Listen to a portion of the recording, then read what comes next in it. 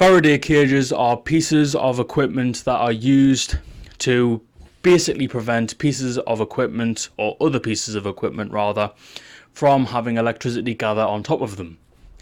One practical application from today's modern world is the aeroplane. Originally pioneered by the Wright brothers as a mobile glider, but later transitioned into a full-blown aircraft made out of wood. When we moved to metal manufacturing, which turns out to be a lot more sturdy of a material, but also allows for us to have many of the electrical components that we take for granted, it meant that when they built the frame out of aluminium, you would become basically immune to lightning. I say immune in a very loose sense of the word here. You would still get struck, you'd still have a little bit of turbulence and panic, but by and large the inside cabin would be largely unaffected. There would be no electrical charge passed through, and that is thanks to the ideas pioneered by Benjamin Franklin and Michael Faraday, the likes of which we will talk about in just a couple of minutes. The reason why the wings are affected instead of the cabin is because the wings do not have a Faraday cage inside of them. Instead, they are flimsy pieces of material in comparison, and of course they aren't protecting the human cargo inside, therefore they are less heavily protected. It's the same reason why until anti-tank weaponry was introduced, you would not have armour plating on top of the tank, or underneath it for that matter. So what about Benjamin Franklin? We'll start off with him because he was the original pioneer and the trailblazer when it came to the discovery of how electricity functions and how it acts. Famously, he conducted the kite experiment, which he was trying to attract lightning, and ultimately he was successful in that test, utilising, I believe it was a metal like aerial type of deal, or the past equivalent of that. Now, I'm not very clued up on this, but that's why I've got my research to the side of me. In 1755, he reinforced the ideas that I'd collected with his kite experiment by doing the silver pint can experiment. Basically what this entailed was a silver pint can being electrified and having a cork ball dropped into the middle of it, using a piece of silk obviously to basically pull it in and out. I'm talking about silk thread here, not silk in the general sense of the word, because that would be pointless. Anyway, what he found was that the outside of the can remained electrified, as you would expect, but one thing was unexpected. If the cork had been on the outside of the can, the cork would have been electrified and attracted to the can by magnetism and also by electromagnetic fields. He found that inside the can, none of these effects took hold at all. It was completely no charge, there was nothing running through it. The can was still electrified as he expected. There was no error in his investigations.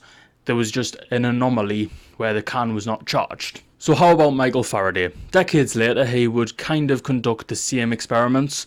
He would kind of change it, and obviously he would progress the ideas proposed by Franklin by doing those types of methods. Most notably, he did the ice pail experiment, which used the same exact principles as Franklin's previous experiment, and he found that the results were identical. Not only that, he reinforced his discoveries of himself by lining a room with aluminium foil. Now, this is the common foil that we use in day-to-day life now, most commonly for food practices. But what he did is he lined it up and he charged this foil beforehand. Obviously, it was electrified, it had a charge flowing on top of it or through it, and he placed an electroscope in the middle of the room. Now, what we would have expected to happen, without knowing any better in modern day terms, would have been that the electroscope would have picked up the charge that was present on the foil. Instead, what Faraday expected is exactly what happened.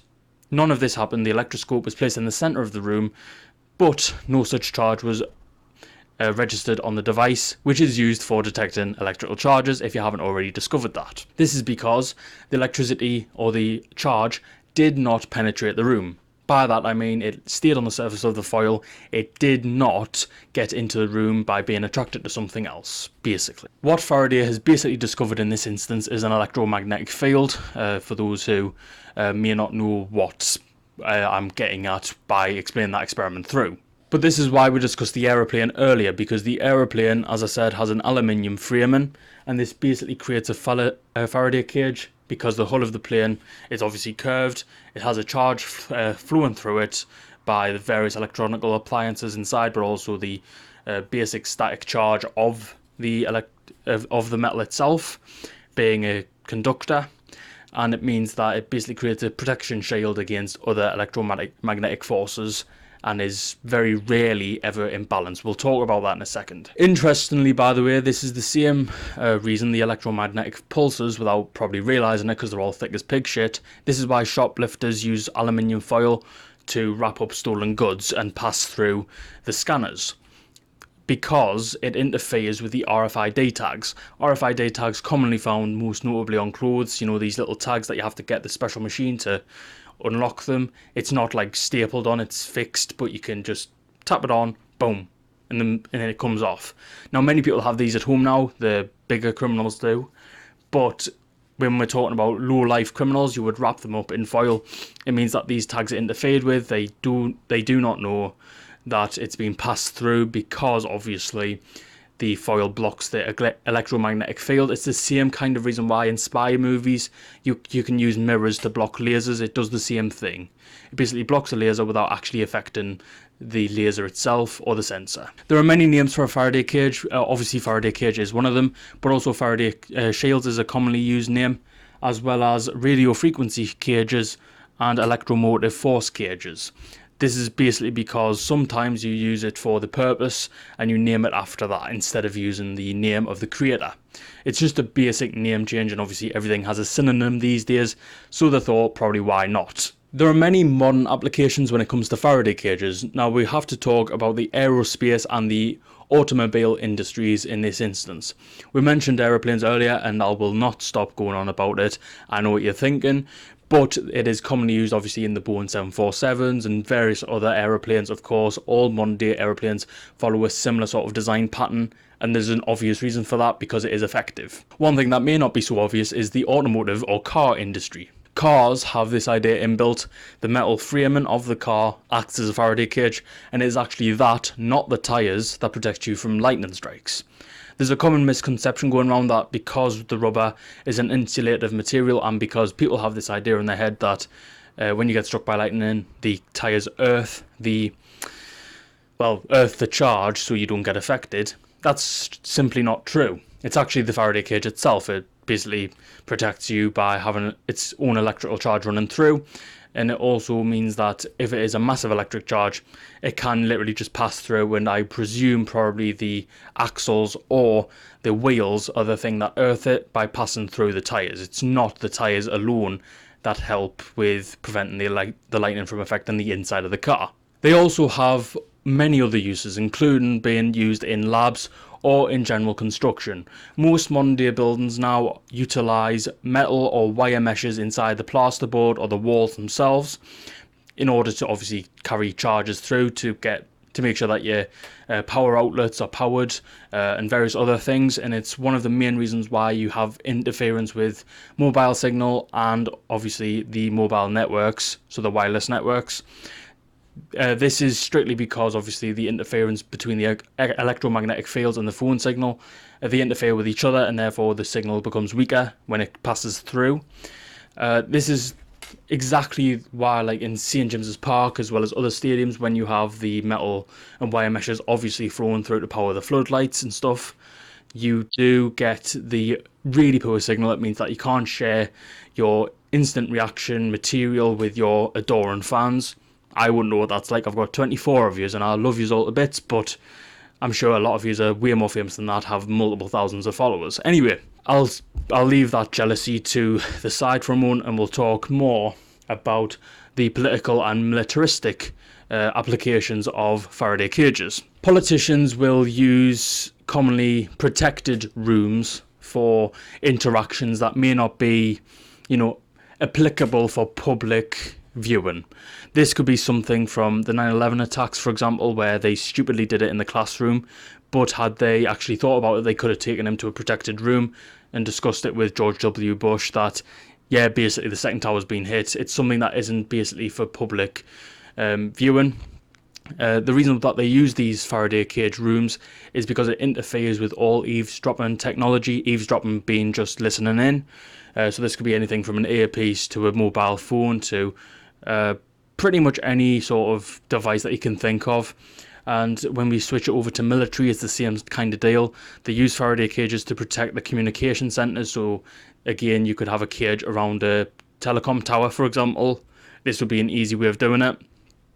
It protects radio frequency communications, hence earlier the name for radio frequency cages, as well as using it for weapon systems. Now this is because anyone who basically overcharges an electric system or manages to interfere with it could quite easily set one off, and we do not want World War III after what's currently happening in the world right now. Enough about this political fucking bollocks. I couldn't care less. If we blow up, so what? But we'll actually end today before we get into the downsides with an interesting fact about Faraday cages. Can you name the one appliance inside of every, or pretty much every household, that actually reverses the effect of the Faraday cage? By reverse, I mean that the charge is kept inside rather than outside. I'll give you 2 seconds to guess. If you said microwave, well done to you. The microwave keeps the charges on the inside, the radio waves on the inside, or the microwaves on the inside rather, so that your food can be heated up and cooked, instead of doing what certain nuclear bombs do, where they cook everything apart from the thing on the inside. This is generally because of the material built out of it. Obviously it's still aluminium, it's still built out of a Faraday cage setup, apart from the waves are projected inside, and it's the reason why you're pretty much safe from microwaves. There is no evidence, in my opinion, or from my research, that suggests you'll get cancer from using the microwave too much. Eating too many burgers, you might be in a bit of trouble with diabetes, but other than that, you're pretty much safe. You can have your rustlers, alright? But there is one major downside to Faraday cages, and that is they are very vulnerable to EMP attacks. Now you're probably thinking, yeah, but that's only a Call of Duty thing, but it is actually real. Electromagnetic pulses can be used by solar winds, but also human manufacturing, so handmade, man-made. And this is where it gets dangerous.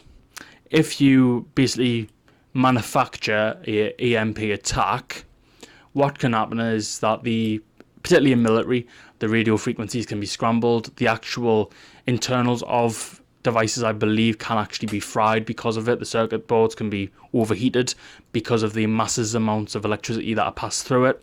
Now, I know I said earlier that it doesn't penetrate into the room, the Faraday cage itself, but if you overload the charge by a factor of, a ridiculous level, EMP attacks are massive amounts of wattage and joules that simply will pass through the Faraday cage because the Faraday cage is overloaded, and therefore, obviously, it lays wake to destruction.